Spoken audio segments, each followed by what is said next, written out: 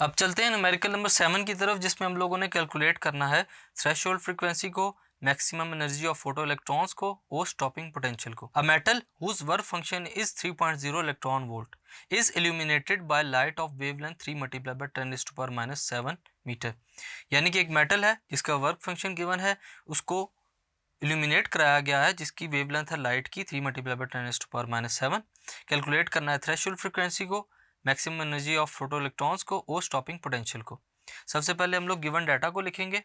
Planck's constant H की value हमारे पास कितनी होती है 6.626 multiply bye 10⁻34 joule seconds. Wavelength हमारे पास गिवन है कितनी 3 मल्टीप्लाई बाय 10⁻⁻7 जो कि लाइट इंसिडेंट करवाएगी है जिस मेटल के ऊपर। वर्क फंक्शन y की वैल्यू हमारे पास 3.0 इलेक्ट्रॉन वोल्ट। फर्दर कन्वर्ट करेंगे वर्क फंक्शन की वैल्यू को, 5 will be equal to 3.0 electron volt multiply by 1.602 multiply by 10⁻⁻19 coulombs. इसको हम लोग इलेक्ट्रॉन वोल्ट से जॉल में कन्वर्ट करेंगे। So 5 will be equal to 4.806 multiply by 10⁻⁻19 joules.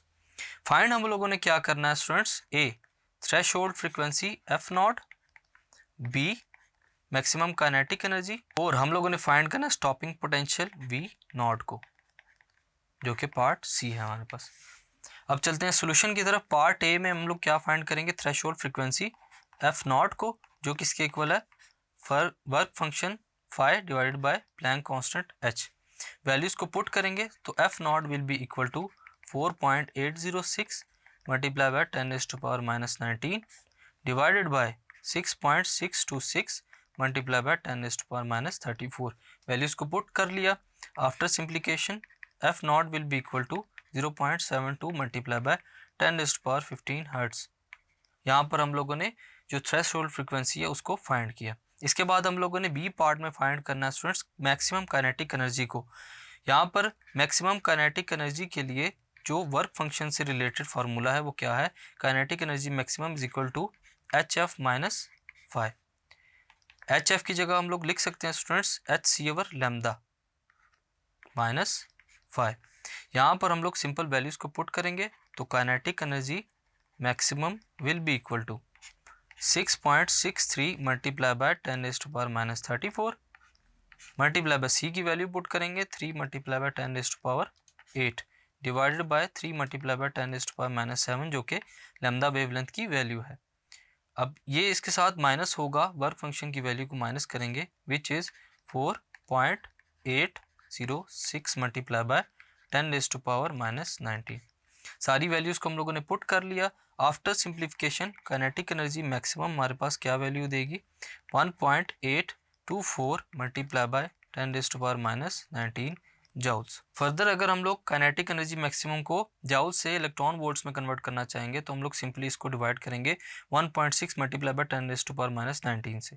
Kinetic energy maximum की जो वैल्यू है हमारे पास 1.824 मल्टीप्लाई बाय 10⁻⁻19 डिवाइडेड बाय, इसको डिवाइड करना है किसके साथ 1.6 मल्टीप्लाई बाय 10⁻⁻19, साथ आ जाएगा electron volt. So kinetic energy maximum in electron volts is equal to 1.14 electron volts. यहाँ पर हम लोगों ने काइनेटिक एनर्जी मैक्सिमम को इलेक्ट्रॉन वोल्ट्स की वैल्यू में फाइंड किया। अब फर्दर हम लोग स्टॉपिंग पोटेंशियल के लिए फिर काइनेटिक एनर्जी को ही यूज़ करेंगे। Kinetic energy maximum is equal to V nought E. V nought हमारे पास क्या है स्टॉपिंग पोटेंशियल, यहाँ से स्टॉपिंग पोटेंशियल वी नॉट को अलग करेंगे which is equal to kinetic energy maximum divided by E which is the charge on electron.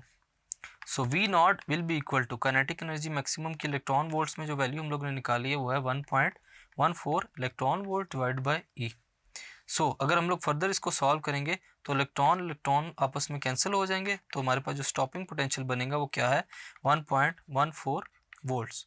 So students इस प्रॉब्लम के अंदर हम लोगों ने काइनेटिक एनर्जी मैक्सिमम को यूज़ करते हुए स्टॉपिंग पोटेंशियल भी निकाला, काइनेटिक एनर्जी मैक्सिमम की वैल्यू भी निकाली और थ्रेशोल्ड फ्रीक्वेंसी एफ नॉट को भी फाइंड किया।